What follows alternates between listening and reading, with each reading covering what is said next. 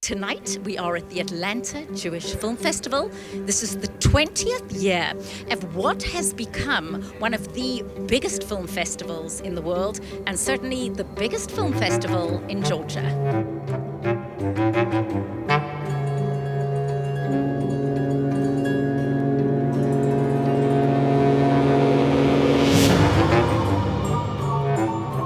Leventhal is the board president here at the Atlanta Jewish Film Festival in its 20th year. So you are board president.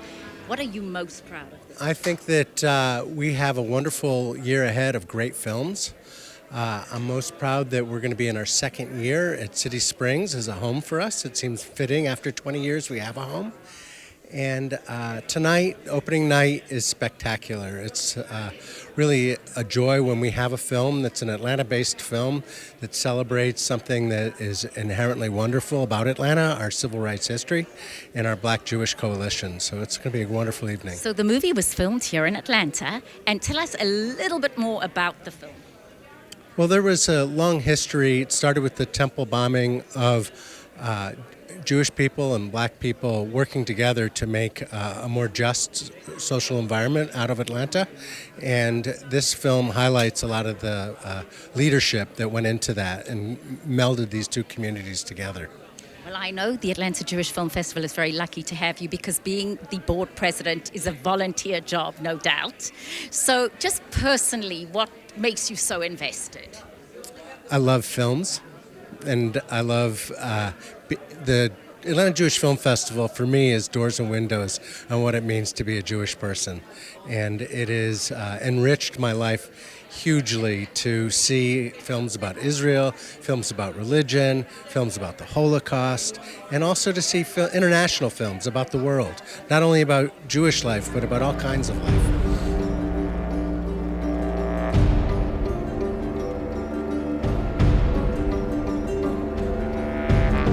This is a very eclectic group of films. Tell us about Kenny Blank and your philosophy and your team's philosophy around this film festival.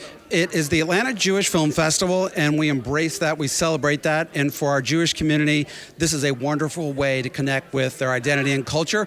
But as you know, this festival really is for everyone, whether it's the genres, the subject matter included in the festival. There are stories here that speak to all audiences, regardless of faith or background. And in fact, nearly a third of our audience now identifies as not Jewish. They're coming just because they want to see great cinematic stories.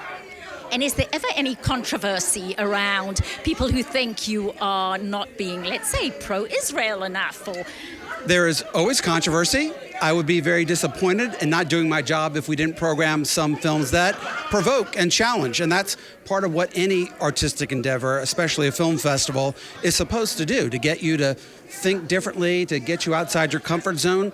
You don't have to agree with the filmmaker's position or what's being represented on screen. And we don't take a stand ourselves, the festival, on any of these issues. But we put these films out there for your consideration. We hope that they will provoke conversation and dialogue. And that's what the festival mission, the larger mission besides an artistic celebration, it's really about promoting dialogue and understanding in the community. Now, tonight's film was shot here in Atlanta, Georgia. So tell us about this as a choice for opening night. It's a film with so many local ties. This is the story of Black-Jewish relations, particularly during the civil rights era, but carrying on today and how we need to really return to that era of cooperation and working together arm in arm around shared challenges and shared values. So this film, as you said, a number of local civil rights dignitaries, members of the Jewish community represented in this film, Atlanta faces that will be familiar to our local hometown crowd. But it's really a national story, and again, very timely given the challenges that we face in this as the seeds of hate are unfortunately taking root again. These issues, history repeats itself, and we have to look back sometimes to the past to inform how we address these issues going forward.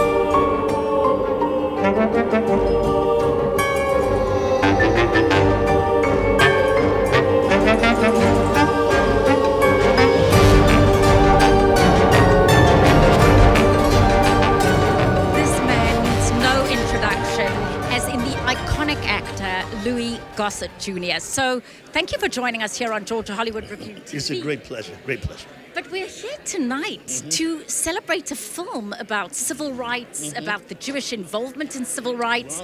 Tell us about your thoughts about this particular movie. Well, this is my foundation. Show us there. There is your foundation.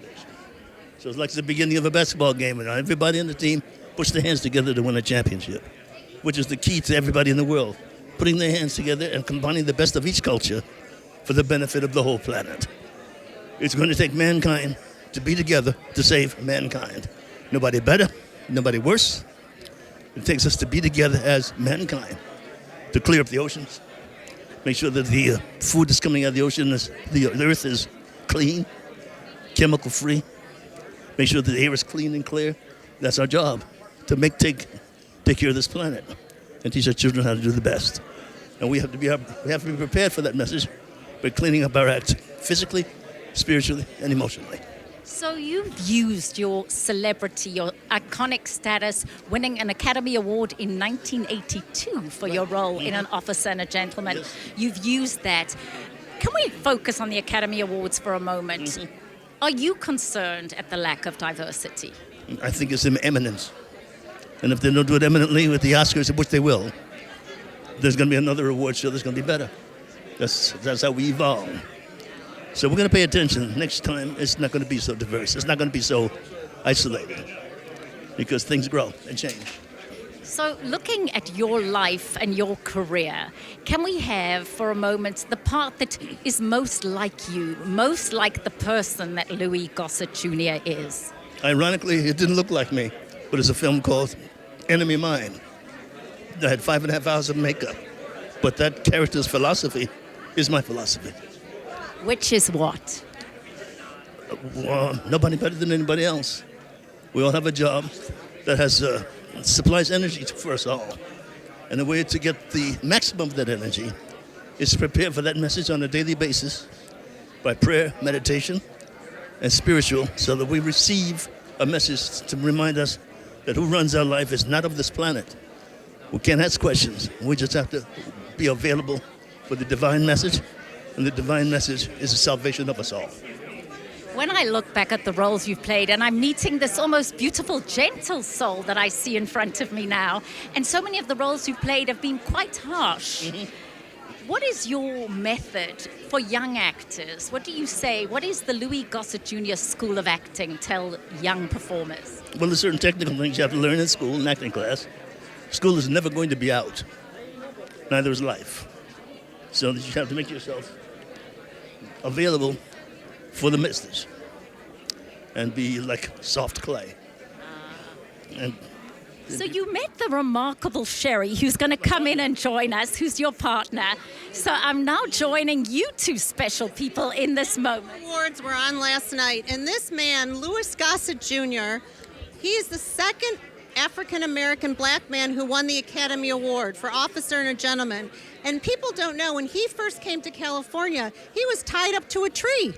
He has been through hardship, and you might see him as a movie star, and he's in all these, Watchmen and a big-time movie star. He has paved the way for the younger generation, and we should be so proud. We are so proud of you. And Sherry speaks about bouncing back. I've got a moment with you now to say you have been incredibly resilient. How and why? Well, I had a great-grandmother. She was a slave, and when she died, I have a photograph of me and her. She died of approximately 117. Even in times of crisis, we're not in charge. So if somebody does something that's really bad for us, we can't ingest that hurt, because that's when we die. That's when we get cancers. We don't want to do that to ourselves or anybody we love. So we have to figure out a way to let it go through us and give it back to the person who gave it to us. They don't want it either, so it might be the first step of getting rid of it altogether. Profound stuff.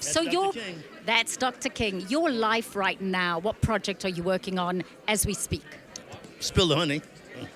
That's this lady here. Yes. But I got a couple of movies out. One is about the foster problem called Foster Child. Then I played a man called the Cuban, who left Cuba when Fidel Castro took over. He left his family and his fiancée, and when this young lady meets him, he's in an old age home. She gets fascinated with him and brings him back to life one more time, just like the good old days. So the rest is up to you to watch. Okay, and tell us a little more about Spill the Honey and the beautiful woman standing on your right. I'm going to let her do the talking on that one.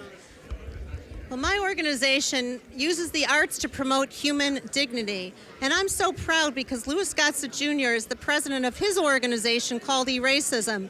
And I'm hoping to work, this Spill the Honey is about honoring other people. And the goal is to honor other people and work with them. And Spill the Honey and Eracism needs to bring attention to racism, needs to bring attention to anti-Semitism, and to bring people together. So I just feel so honored to work with Mr. Louis Gossett Jr. because not only is he an actor, but he's a founder of an organization, and he's looking to help us spill the honey, spread kindness, be more compassionate, and show love. So, final words from you, sir, as we enter 2020, to viewers, to potential voters, anything you would like to share with our vast viewing audience.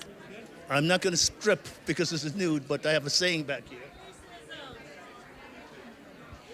Okay, Mr. Louis Gossett Jr. talking about the fact that there is no such thing as impossible. No more. Joined by his intrepid partner. See the front? I asked the kids to repeat that 3 times every day.